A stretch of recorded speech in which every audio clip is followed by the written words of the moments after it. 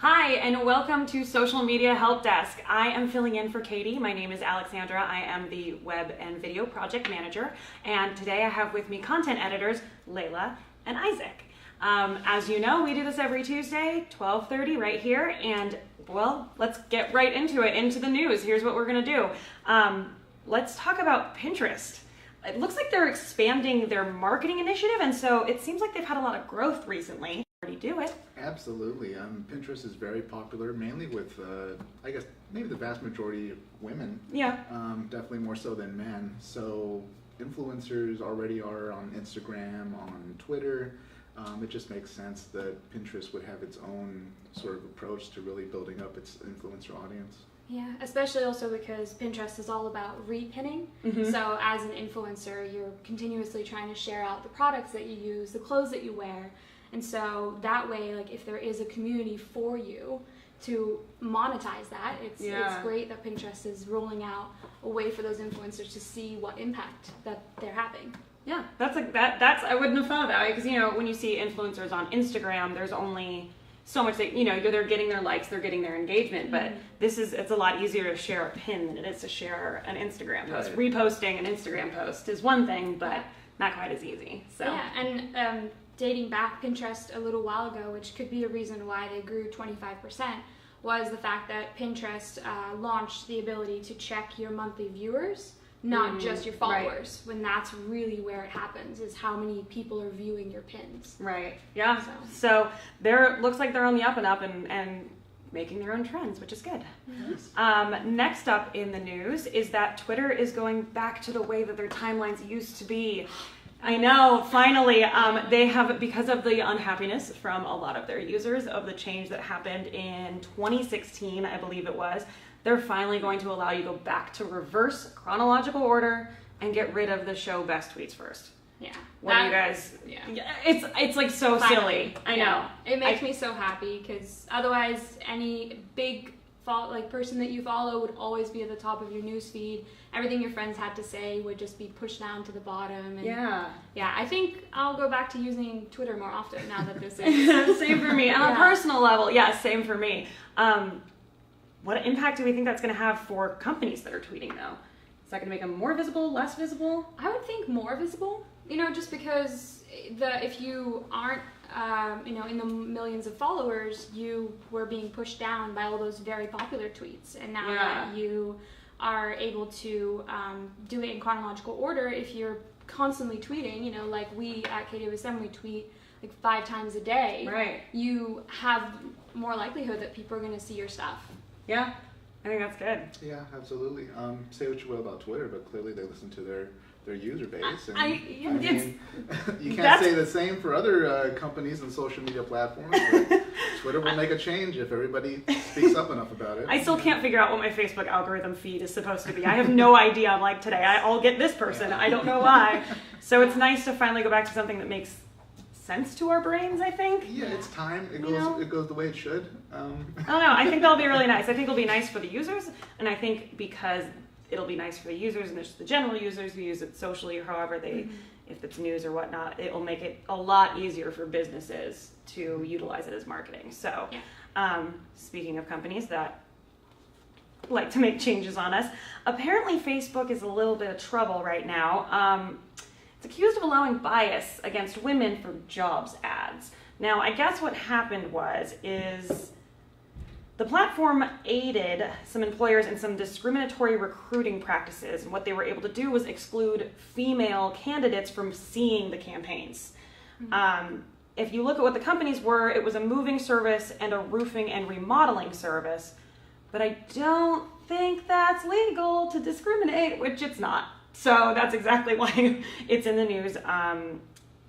It's being come at by, law. The spokesman, Joe Osborne for Facebook, is like, that was not what we intended. So I don't know if it was just a slip through the cracks. Somebody figured out how to get past that, you know? So, yeah, I don't know. Well, it's hard to tell with Facebook. I mean, you have so much control over who you want to target and who you want to get in front of that sometimes people can take it a little too far.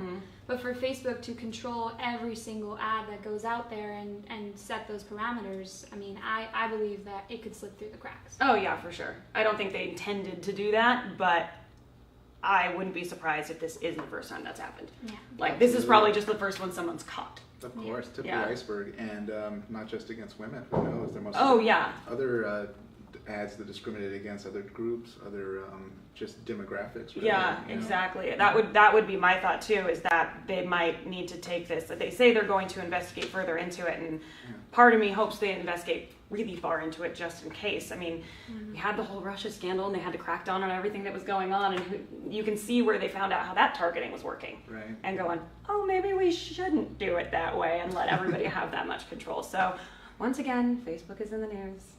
Like every other week. Good on them for calling it Good. out. I mean, at least somebody caught it. Hurting them. We'll have to see. I know. Is that weird? It seems strange that every time Facebook makes it into the news for something bad, we all listen for a while. I mean, it was a huge thing. He was in front of, like, the Supreme Court. And then we all just go back to, yeah, I'm just going to go on Facebook. Like, they never change anything. That's the news cycle. I mean, there's always something new to focus on, right? It just moves on. Yeah. So, I don't know. I wonder what it'll be that'll take Facebook down if it ever comes down. I don't know. Speculating on the apocalypse, I guess. Let's not do that. So, moving into other ways that marketing works and the way we can do it, we're going to go ahead and talk about actually, Isaac is going to cover this for us, is how brands are able to work with the NFL and how can it affect the way you market. So, why don't you go ahead and let us know? Sure. Well, everybody knows it's NFL season. What that also means, though, it's kind of advertisement season also. All these eyes glued to their televisions, their phones, watching NFL games means really that people are going to be advertised to much more than they used to be. So all the big brands like Anheuser-Busch, Ford, even Pizza Hut, they're really coming out and pushing themselves on people's viewing screens. So it's an interesting time for advertisement, but at the same time, I think there's a lot to learn in how brands are using NFL season.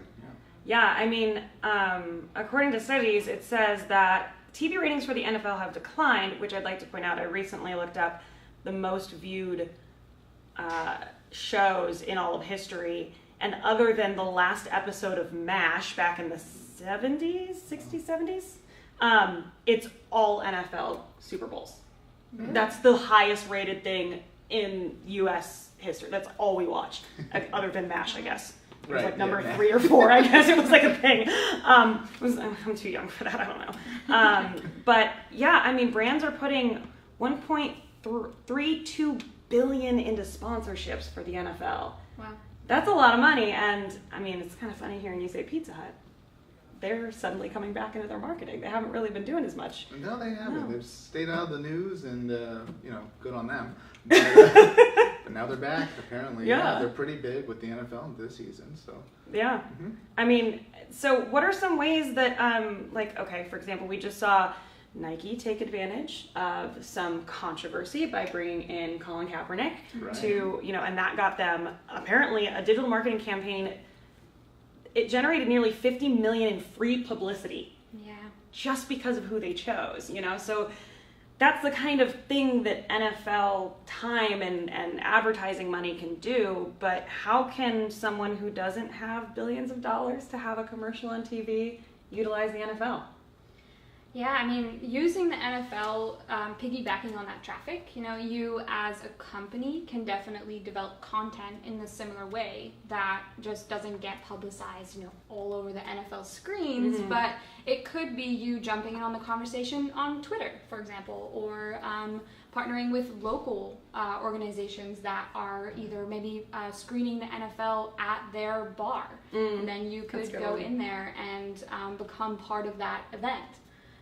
So I think that there's a bunch of different ways that you can join the conversation. Absolutely, yeah, definitely. Do you have any thoughts on that? Anything, what comes to mind when, I just think of every local business has some sort of NFL thing that they throw out there.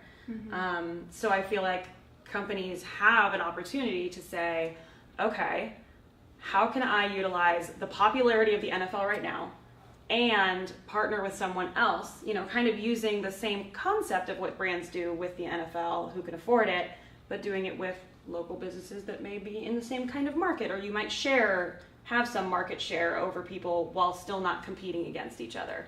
Mm-hmm. You know, like I'm trying to think of an example, like someone hosting a pool hall tournament at a pool hall and NFL themed, I don't know, you know, that kind of thing.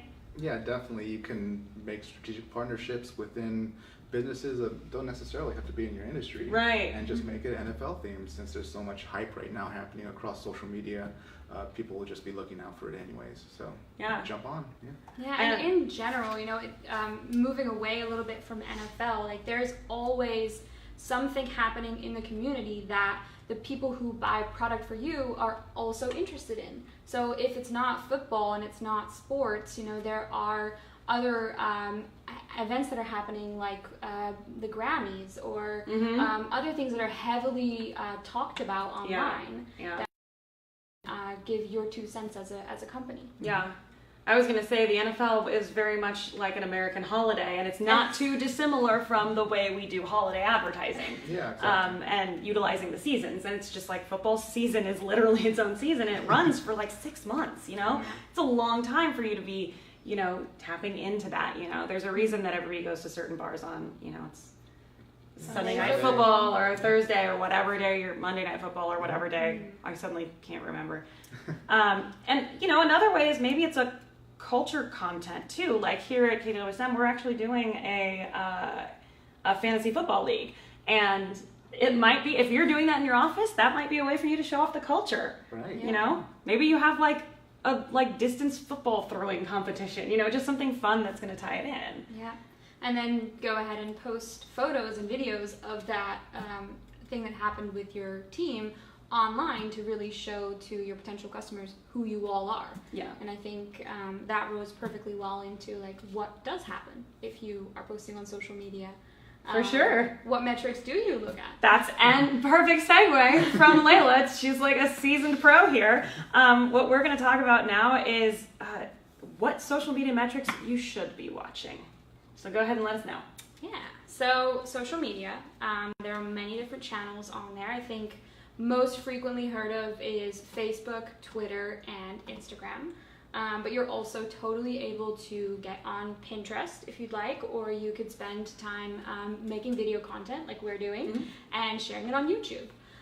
So there are a bunch of channels, and it's really hard to kind of know when are you being successful, when is what you're posting actually helping your business. So the first thing that we look at is followers. Usually when you first come on as a client, you know, you see exactly how many people are following you, and you try to make content that those followers are interested in. So if you see that number going up, that shows that what you're posting is interesting to them, and it builds your credibility over time. Is there a chance that sometimes if you're on a certain platform that, like, I don't know, let's say you're a law firm and you're running an Instagram and you're just not getting followers, is there a chance that maybe that's just not the platform for you? Yeah, definitely. Is that something that happens we should think about? Absolutely. Instagram's just so visual. It also skews much younger than, say, Facebook or LinkedIn, which obviously would be maybe better for a law firm. Right. It's you really need to really focus where you're targeting on. You know, you can't really sell maybe law services to most teenagers, most 20-somethings, but for the most part, you should really look before you leap, I think, is the best way to go. So just because your followers don't go up in a certain platform doesn't mean you're doing a bad job. It just might not be your audience. Exactly. Okay. Yeah. All right, cool. And then that also brings up a whole interesting subject about focusing your energy on platforms that work for you. Oh, yeah. Maybe it's not best for your company to have a profile on every single channel. Right. Just stick to what is working and try to post regularly there. So then going into posting, when you do have that photo that you want to share from the NFL or a blog that you've written and you post it up there, engagement is a really important metric to watch out for. So engagement is either a like, a comment, or in some platforms a share, or on Pinterest you have a repin, which all are really big indicators of do your audience or do your followers like what you have to say?